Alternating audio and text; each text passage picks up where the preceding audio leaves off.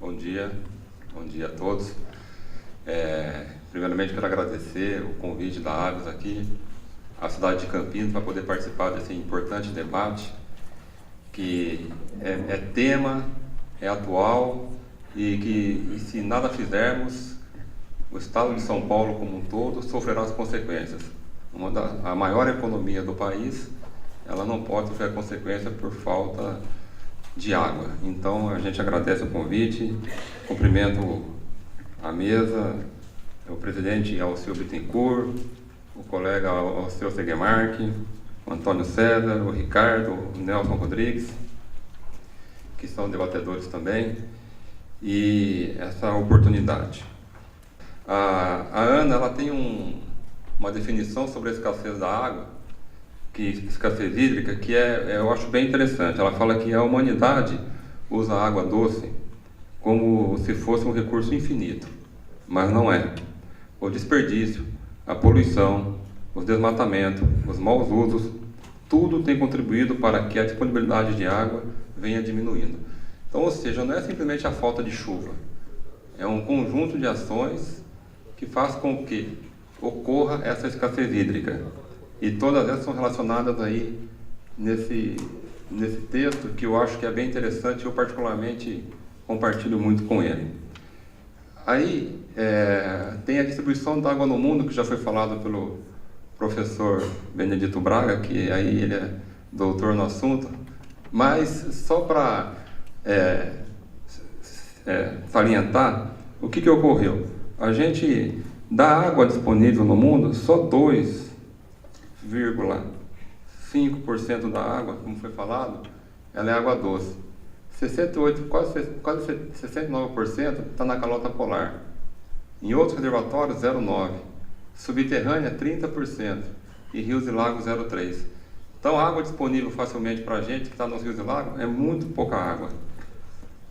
E aí, esse aí você pode passar, que já foi falado, mas o Brasil detém 12% do total da água mundial. E esse é um número importante para a gente.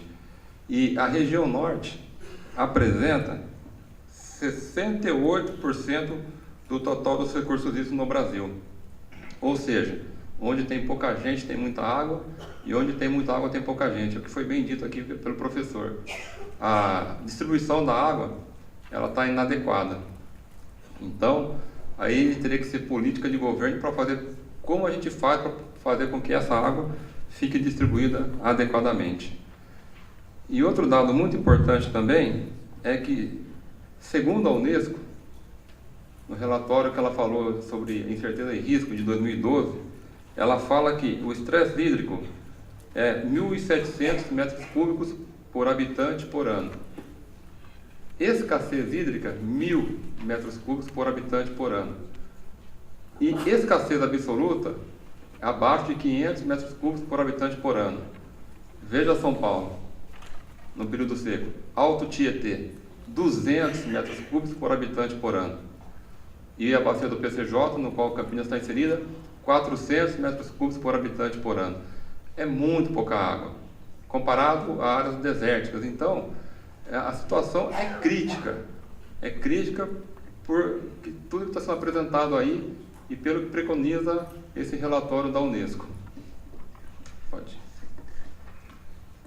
Então, a macrometrópole, o Alceu já falou, pode passar. Aí esse aí é um quadro que eu acho bastante interessante, que é um estudo feito pela Cobrap, e que ela mostra a necessidade, a demanda de água que a macrometrópole paulista, entre as bacias Alto Tietê e PCJ, demandaria.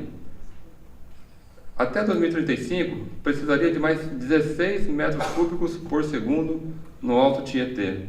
E na bacia do PCJ, mais 18 metros cúbicos por segundo.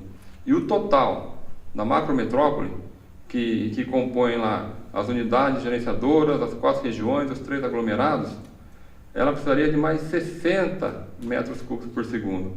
Então, de fato, é muita água que é necessária para atender toda a demanda de São Paulo. E isso daí esse balanço hídrico, esse quadro eu acho bem interessante.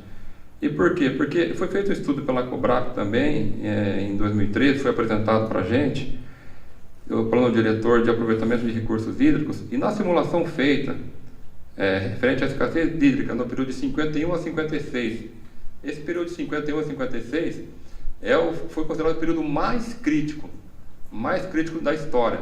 Por isso que a estiagem que está tendo agora, ela é pior do que ocorreu em 51 e 56, que foi o valor utilizado para a construção dos reservatórios. Lá fala o seguinte: considerando a estrutura hidráulica atual e a demanda de 2008 e as necessidades atuais, na macrometrópole, no momento mais crítico, 56% das demandas totais e 52% das demandas urbanas seriam atendidas. E no município de Campinas, isso não foi nós que fizemos, foi um estudo feito pelo próprio governo do estado de São Paulo, somente 10% da demanda de Campinas seria atendida. E nós estamos numa situação hoje crítica pior. Então eu falo assim que só não teve uma crise pior na cidade de Campinas. Em outubro agora passado, a gente teve 10 dias críticos aí que aproximadamente 20% da população ficou sem água. Mas aqui, nesse estudo, fala que se ocorresse uma seca semelhante de 51 a 56, somente 10% da população de Campinas ficaria sem. Então, mais de 1 milhão de habitantes. E isso aconteceu por quê? Pelas ações e pela capacidade técnica que os técnicos lá da Sanasa, eles têm em fazer com que tratem bem a água, embora a gente aumentou 3 vezes o custo do tratamento. E vou falar até alguma coisa sobre isso daqui mais para frente. E eles conseguiram manter a cidade abastecida mesmo nessa situação crítica que está ocorrendo na nossa região para o momento. E esse gráfico aí mostra claramente, a linha amarela lá é a demanda e a linha vermelha é o atendimento à demanda. Olha como é que ficaria a situação. Terrível. E isso perduraria por mais ou menos 30 meses. Então, uma situação muito calamitosa. Pode ir.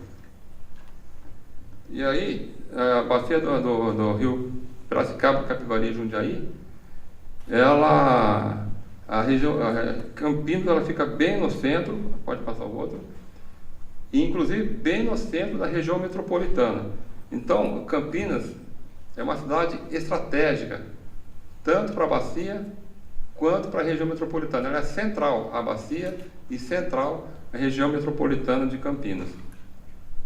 E aí tem a represa do sistema Cantareira e a reversão de 31 metros por segundo para a cidade de São Paulo, a região metropolitana de São Paulo. E esse aí é um gráficozinho esquemático aí, eu não sei se todos conhecem, mas é o gráfico esquemático do sistema Cantareira. Ele é composto por 4 represas lá, né? Jaguari, Jacareí, Cachoeira e Atibainha. E aí tem a reversão que vai para São Paulo, e são 3 rios que descem para o PCJ, que é o Rio Jaguari, o Rio Cachoeirinha, o Rio Cachoeira e o Rio Atibainha. O Rio Atibainha mais o Rio Cachoeira formam o Rio Atibaia. E aí, esse Rio Atibaia é que fornece água não só para a cidade de Campinas, mas para algumas cidades de montante e também para a cidade de jusante, a de Campinas. Ou seja, Campinas capta água a fio d'água, que a gente chama. Nós não temos um reservatório. O reservatório da cidade de Campinas é o próprio sistema Cantareira. Então, se baixar a água do sistema Cantareira, Campinas está diretamente influenciada sobre isso.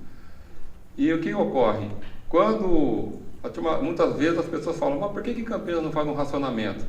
Por que Campinas não raciona água? Porque se nós não retirarmos essa água do rio, o Atibaia junta com o Jaguari lá na frente, forma o Piracicaba, que junta com o Tietê, forma o Paraná, e que vai parar na Bacia do Prata, na Argentina. Ou seja, a água que passou pela nossa captação, passou. Não tem como a gente guardar essa água para usá-la a posteriori, não tem como. Então, tendo disponibilidade no rio, a Campinas ela faz a captação dessa água e distribui à população, justamente por não ter um reservatório na própria cidade. Hoje, na verdade, isso é ontem, que eu peguei ontem, mas porque nós tivemos que mandar a palestra ontem, né? Então, hoje, que seria ontem, estava indo para a região metropolitana de São Paulo 15,69 metros cúbicos por segundo e para o PCJ 3 metros cúbicos por segundo. Então, tanto a região metropolitana de São Paulo quanto a região do PCJ já está tirando menos água do sistema cantareiro. Já estamos economizando água, que é uma situação. Está ruim o microfone? Eu me mexo muito aqui. Pronto, alô. Bom, agora eu fico mais à vontade aqui, que não fica mais mexendo para lá e para cá. Então, tanto a região metropolitana de São Paulo quanto a bacia do PCJ, nós já estamos economizando. São Paulo reduziu bastante, de 31 para 15,69, dá pouco mais de 40%, e a região PCJ já reduziu 40% da utilização do sistema cantareiro. Então é uma economia considerável. Pode passar. Aí nós temos também a situação do sistema cantareiro de ontem. Ou seja, antes de ontem ele estava com 8,49 na data do dia 30. Ontem, no dia 1º, estava com 8,40, isso já considerando o volume morto. Então, o reservatório está dia a dia caindo. Se não tivermos chuva considerável, a situação, para esse ano aqui até nem acho que é problema, porque, queira ou não, vai chover. Mas, para o próximo período de estiagem, a situação muito crítica. Pode passar? E esse é um gráfico aí que pode apertar aí 2 vezes, só para fazer uma comparação. Em janeiro de 2013, nós tínhamos 51,07% no reservatório. Em janeiro de 2014, 24,75%. Pode ir para frente? Pode clicar 2 vezes aí. Em abril de 2013, eu não estou enxergando aqui nem lá. E vocês me ajudam aí a ler, por favor. E em maio de 2014, 26,41%. E agora a gente já está numa situação bem crítica. Pode passar? E esse daí é a vazão que eu já falei, o volume equivalente 8,40. E hoje, na verdade foi ontem, a vazão do Rio Atibaia é 5,78. Campinas, nesse período, está captando em torno de 3,2 metros cúbicos por segundo. E a gente aqui, né, direto chora para o Alceu lá, né, Alceu? O Alceu, ele enjoa da nossa cara, porque baixa um pouco lá, a gente já manda um ofício para ele. Abre o metro. Às vezes ele atende, às vezes não, ele é meio durão naquela. Mas a gente pede para poder, porque senão Campinas a gente sofre com isso daí. Pode passar? Agora é para vocês verem umas fotos aí, como é que está o sistema cantareiro aí, ó. Julho de 2014, pode passar, está seco. Só para você ter uma ideia, ali está o conjunto de bombas que a Sabesp instalou para poder captar a água do volume morto ali. Eu não consigo apertar aqui.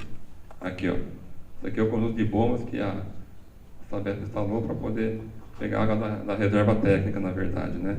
Pode passar. Esse também. Esse daí é um voo que nós fizemos no Rio Atibaia. Pode passar. Ó, só vê pedra só. Está muito seco. Pode passar. Pode passar. Isso é para você ter uma visão da situação. Essas pedras aí que a gente está vendo, a gente não acha, esse daí é interessante. Esse daí é uma coisa medonha. Daí gostaria que todo mundo olhasse, prestasse muita atenção. Vocês estão vendo essas escadas maravilhosas, essas ruas aí que vocês estão vendo aí? Deixa eu mostrar para vocês aqui, ó. Tá vendo essas ruas aqui, ó? Não são ruas. Não são ruas. É água. Pode passar mais um para ver. Isso aqui tudo é água. Isso aqui é um condomínio fechado que tem Atibaia, beirando a pista lá. e pelo que eu fiquei sabendo, está até aprovado. Isso foi no passado, né? Então, pode passar mais uma. Dá uma olhada, para você ir no vizinho tem que ir de caiaque. Não tem como você ir, ou vai nadando, quem não sabe nadar, põe boinha no braço e vai. Porque dá uma olhada, mais uma para você ver, mas para destacar aí, dá uma olhada. Isso parece uma lancha, mas é um caiaque.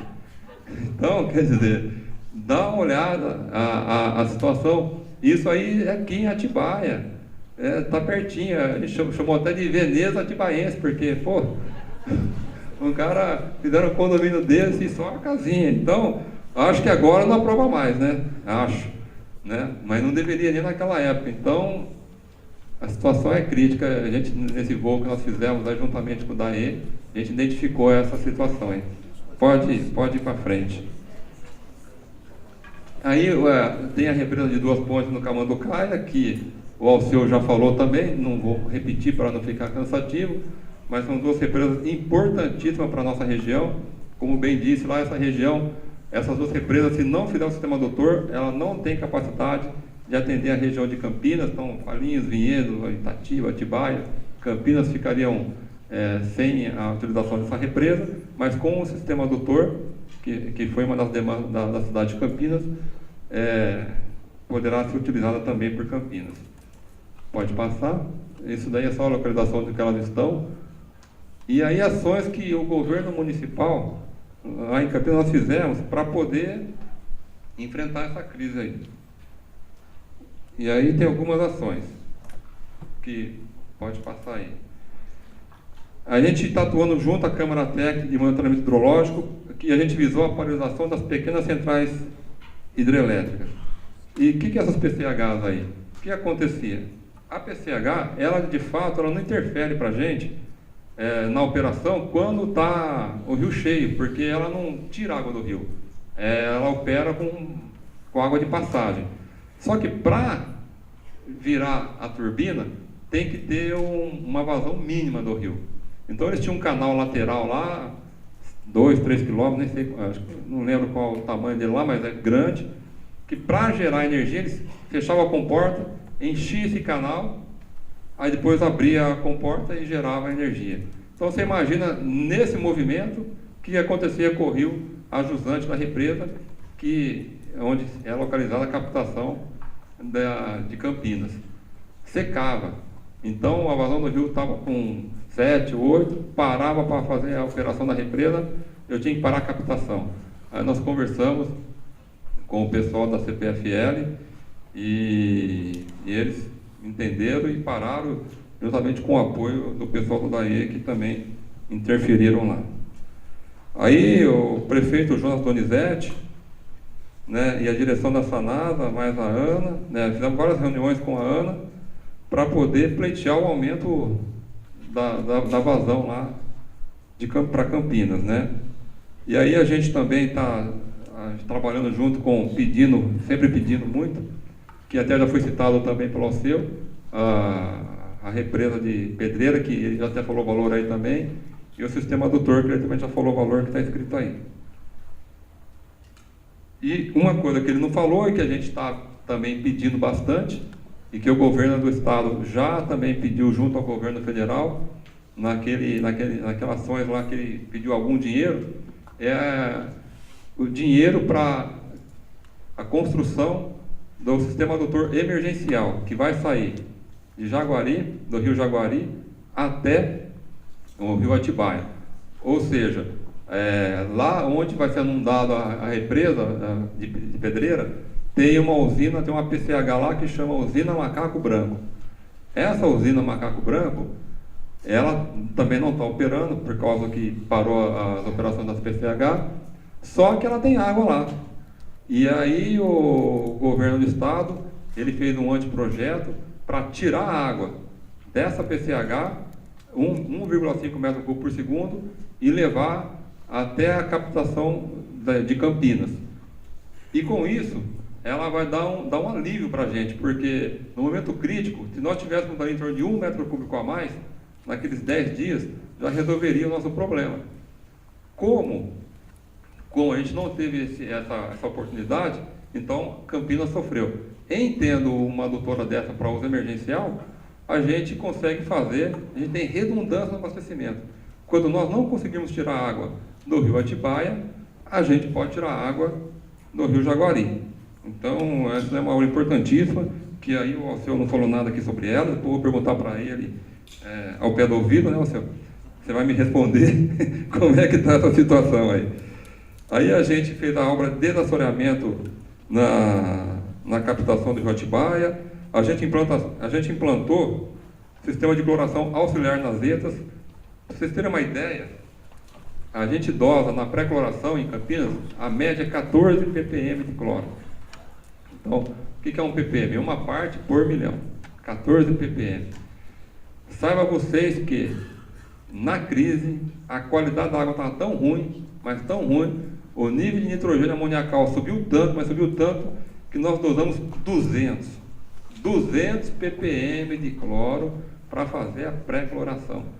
Então, é por isso que eu falo, Campinas só não parou porque os técnicos da empresa são muito bons.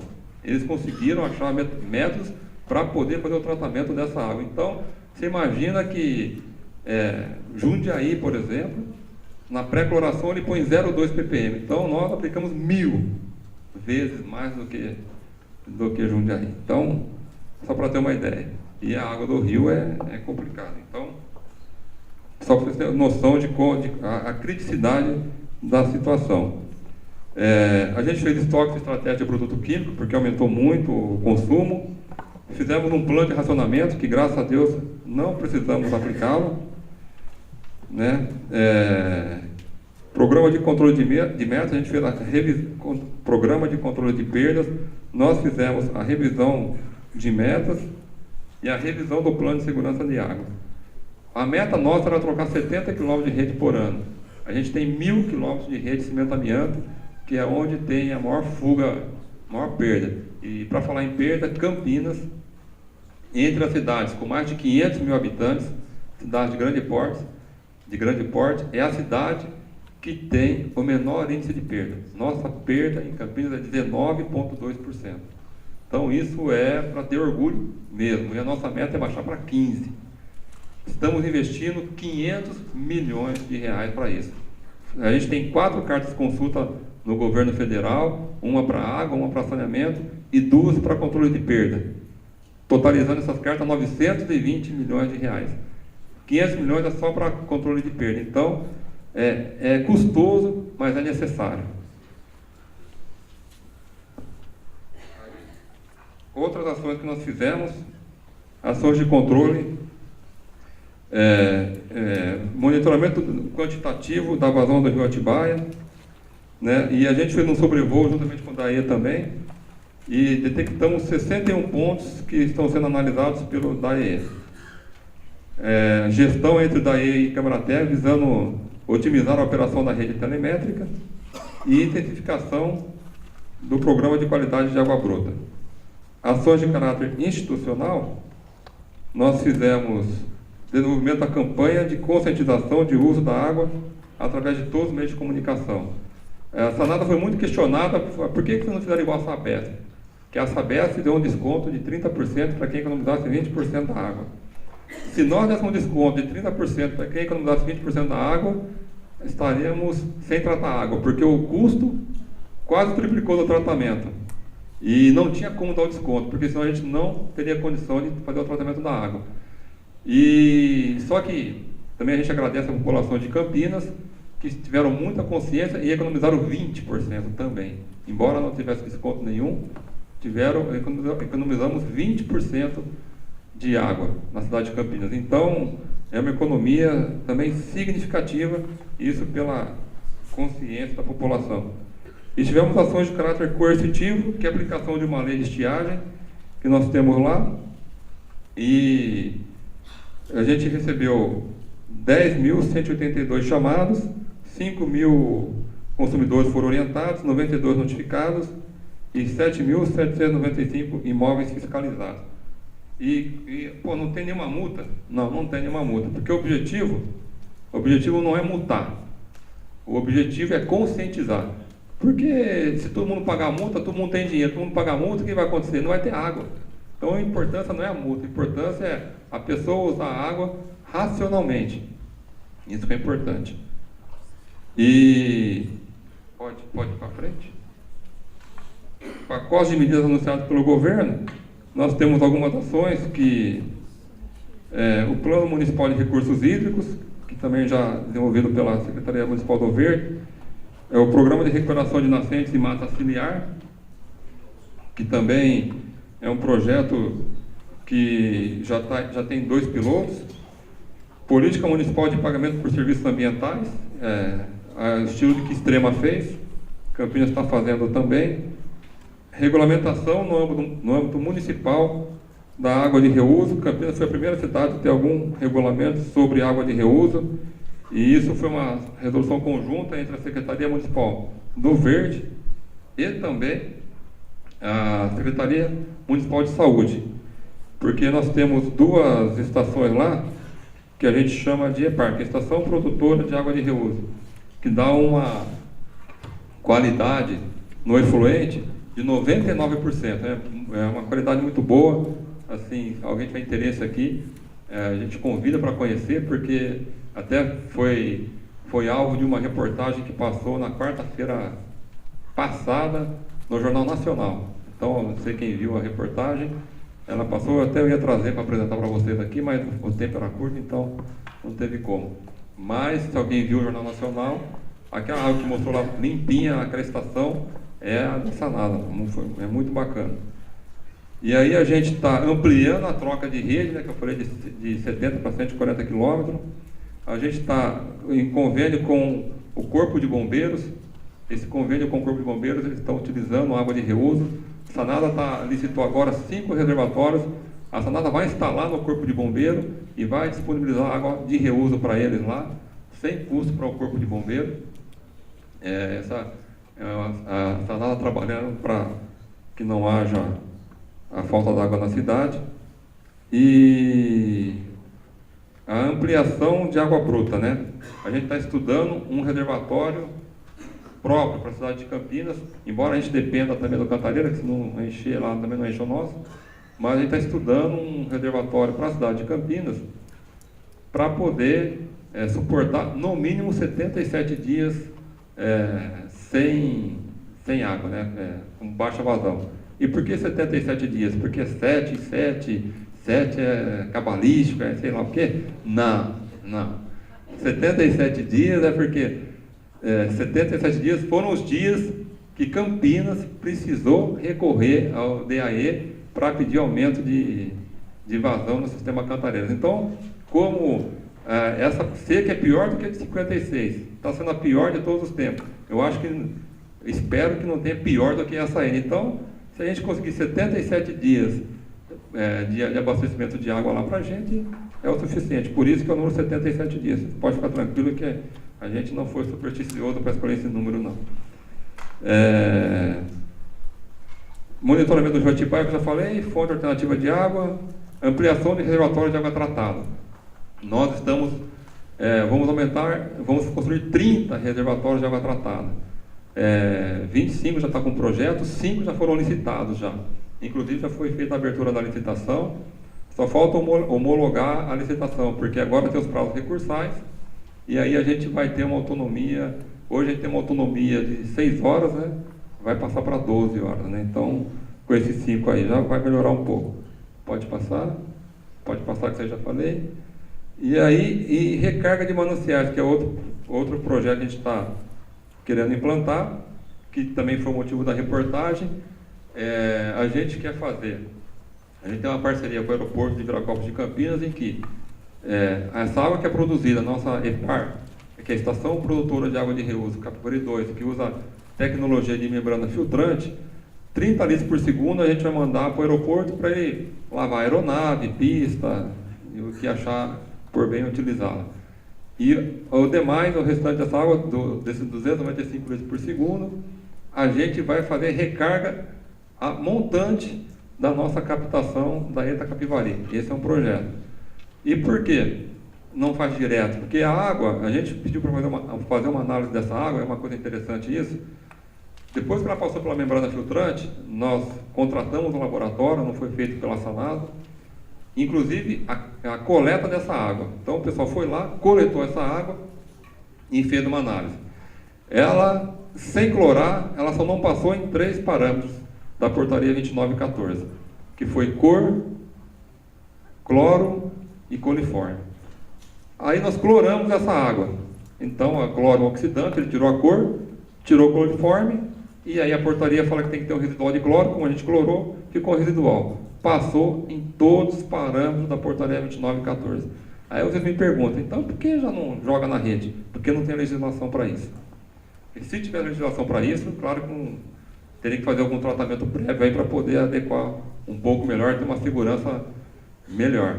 Mas não tem legislação, então a gente tem que pensar nisso também. É um desafio aqui que a gente já lança para a plateia, de fazer um grupo, fazer um trabalho de tentar legalizar e legislar em favor de recarga de rede, porque recarga de manancial já está vencida, inclusive fora do país. Recarga de rede tem na Namíbia e em Singapura.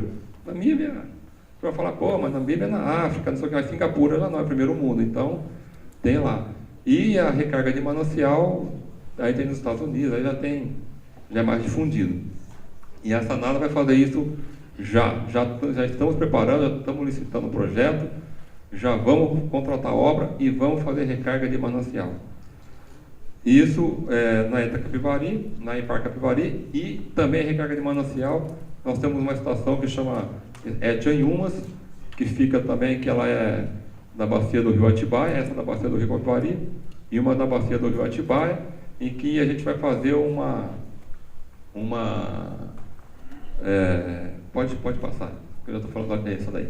Que a gente vai fazer um retrofit lá na Inhumas, porque hoje ela não tem membrana filtrante, então a gente vai transformar, vai mudar a concepção daquele tratamento, que hoje é RAF, né, reator anaeróbico de fluxo ascendente. A gente vai fazer o tratamento aeróbico, depois tratamento com membrana filtrante, para construir uma adutora que vai levar essa água aí até a montante da captação do rio Atibaia, que é em torno de 800 litros por segundo, aí já bem mais significativo, que dá quase 1/3 do que nós necessitamos. Então, essas são as ações que o governo de Campinas está tomando para poder enfrentar essa crise aí. E, acima de tudo, água é vida, né? E se nós não tivermos consciência disso, não utilizarmos ela com parcimônia, com qualidade e racionalmente, ela vai fazer falta para a gente. Vai fazer falta e vai ocorrer problema social, problema econômico, entre outros problemas de saúde pública que eu nem quero imaginar aqui, porque é muito crítico. Então, agradeço a atenção de todos, muito obrigado.